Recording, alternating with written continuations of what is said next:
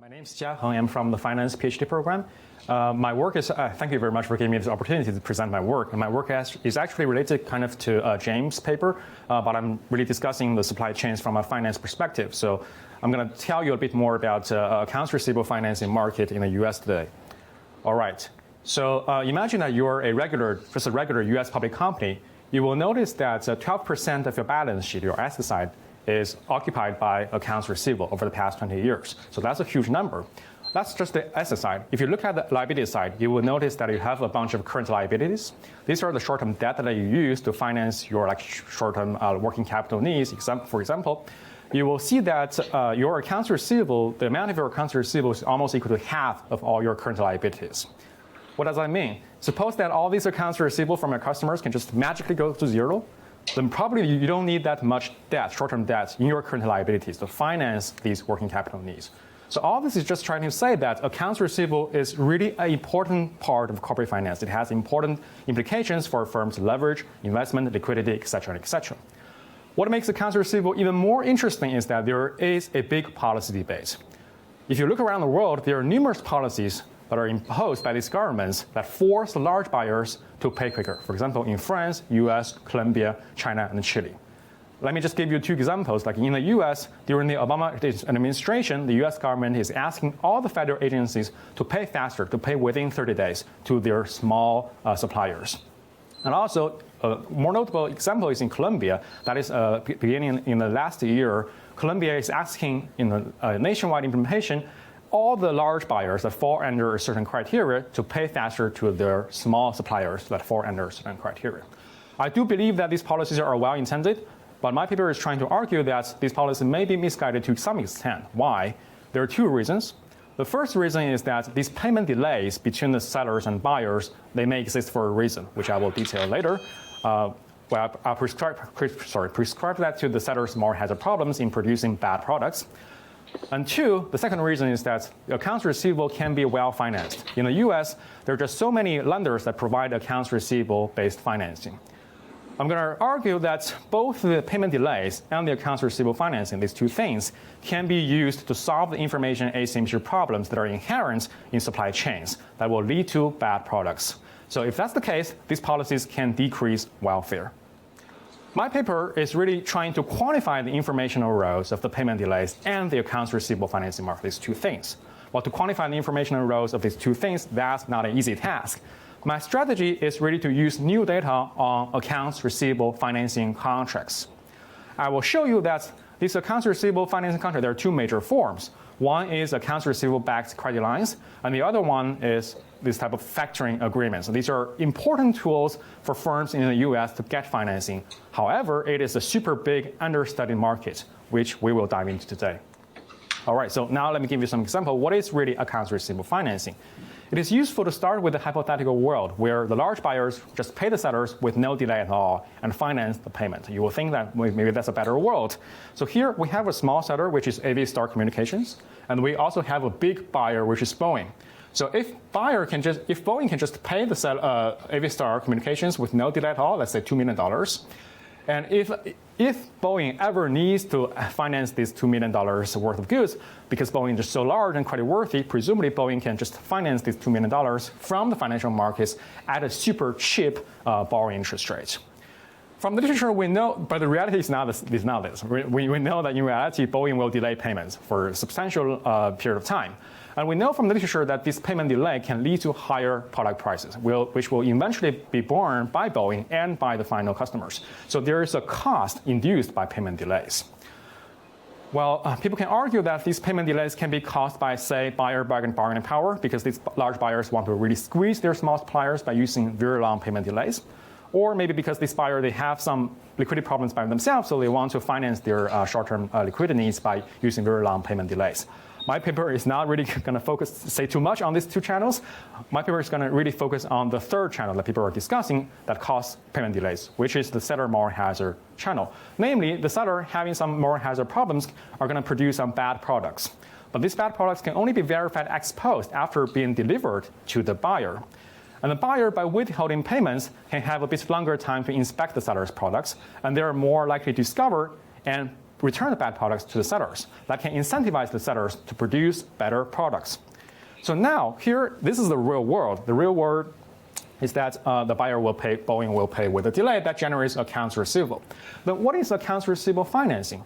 These are credit lines and factoring agreements where the borrowing base and collateral are accounts receivable. So here, for example, let's say Aviastar Communications, if it ever needs money to finance its working capital needs, it can pledge these $2 million of accounts receivable at the lender, which is, I call it an AR lender.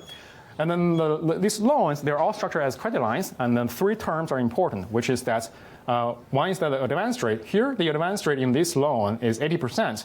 It means that the lender is willing to lend to the seller up to 80% of the face value of the accounts receivable, so that is $1.6 million in this case. And also, the lender will charge, for sure, an interest rate. So here, this interest rate is primary interest rate plus 25 basis points. And also, the lender will also impose a credit limit. So here, that's $4.5 million. There are 3 risks that really matters in affecting the terms of these accounts receivable financing loans. Buyer default risk matters, seller default risk matters, but that's not the focus of this paper. The focus of the paper is this product quality risk. Why that matters? Because when the seller produces a lot of bad products and deliver to the buyers, after the buyer find out these bad products, they will return the bad products to the sellers without paying for them. So this lender who is basically lending out this loan will suffer from a loss if the buyer discovered lots of bad products and decide not to pay for this loan. So in some sense, these accounts are $2 million. That's the face value of this accounts receivable. 30 days later or 50 days later, what eventually can be paid by Boeing is actually can be much lower than that. All right, so this paper is built on this premise that the large buyers use payment delays to address sellers' moral hazard problems. That will lead to bad products. And that's the benefit of payment delays. And of course, there is a downside of payment delays, which is that will add to the financial cost of supply chains. And as you will envision, these benefits and costs basically pin down this trade-off that will lead to the buyers to choose the optimal length of payment delays. I'm going to argue that the haircut and interest rate of these accounts receivable financing contracts are related to the severity of seller moral hazard. Let me just give you a simple example to illustrate this point. Suppose that the seller has an invoice which is $100, and the payment delay is 30 days, and the buyer can refund about $V worth of bad products to the sellers after 30 days. Then it means that the lender and the seller can eventually only collect $100 minus V. The lender, if it really wants to absorb this kind of a loss incurred by the bad products, will charge, for example, a haircut of V%. Let's assume now the interest rate is 0. Of course, the interest rate is going to adjust regarding to the haircut as well. Another example, the only difference is that the payment delay is now longer, 60 days. And assume that the buyer can now discover more bad products with this longer payment delay. And suppose that it can refund 2 times V dollar amounts of bad products to the sellers. That means that the lender and the seller can only collect $100 minus 2V. And then the haircut will probably be 2 times V%. A crucial purpose of this paper is to really recover this parameter V. And you can see that I can do that by basically running a simple regression, which is to regress the haircut in these accounts receivable financing loans versus the payment delays. And that slope coefficient gives me this parameter. I'm also going to show you that these accounts receivable financing lenders can add value to the supply chains by screening and monitoring the sellers. And that means that these lenders can improve the seller's quality on top of the incentive mechanism that are already put in place by the buyers. I will show you some empirical evidence of this if I have time. And I built a structural model of accounts receivable financing and trade credits. And estimating my model to target my data, I eventually find these results which have really policy implications, which is that if the US government is trying to force all the buyers to cut payment delays from 50 days, which is now the average payment delay in the US economy, to 30 days, that's going to lead to a 5.3% decline in seller default probability. So that seems good because these sellers are small firms and the government wants to prevent the default of this small seller. That's all good. Cutting payment delays can alleviate the financial constraints. But the downside is that cutting payment delays will lead to a 13% increase in bad products and consequently a 26% decline in total output. The intuition of this is exactly that forcing the large buyers to cut payment delays that prevents the buyers to be able to find or discover the bad products and return bad products to the sellers. That just means that there will be more and more bad products being produced in this economy. Thanks for the reminder. So I contributed 3 strands of literature. I have to skip this due to the interest of time. This paper will show you the wide use of accounts receivable financing and the deadweight loss of trade credit. And I will show you evidence of the seller moral hazard channel in determining payment delays. And I will also show you evidence of the accounts receivable lender screening and monitoring role. And in the end, I'll tell you a little bit about my model used to quantify the seller moral hazard problem and the lender's screening and monitoring role. And then I'll talk about the estimation and counterfactual analysis.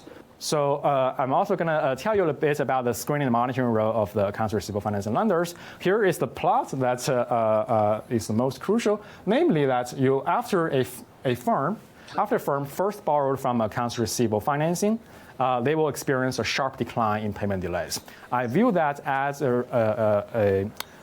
evidence that the lenders that provide accounts receivable financing are screening and monitoring these sellers and improving the sellers' quality, so that the buyers that are buying products from these sellers do not need to use as long payment delays as before to incentivize these sellers. Okay, all right, due to the interest of time, let me just skip through all this. I built this model and I estimated it using a generalized method moment. Here is how I estimate all the parameters by targeting doing all the data moments, and here is the estimation results. In the end, let me conclude really quick. My paper really just tells people that accounts receivable financing is widely used. It is a well-neglected market. However, accounts receivable financing seems to be 2 to 4% per year more expensive than the buyer's unsecured borrowing interest rates.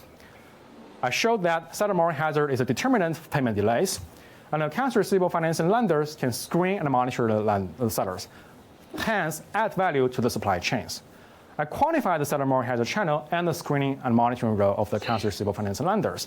And based on my model and my estimated model parameters, I draw 2 conclusions, which is first is that the regulatory limits on payment delays can actually lower output in the economy. However, subsidizing accounts receivable financing lenders may be a good policy. All right, I have to stop here. Thank you.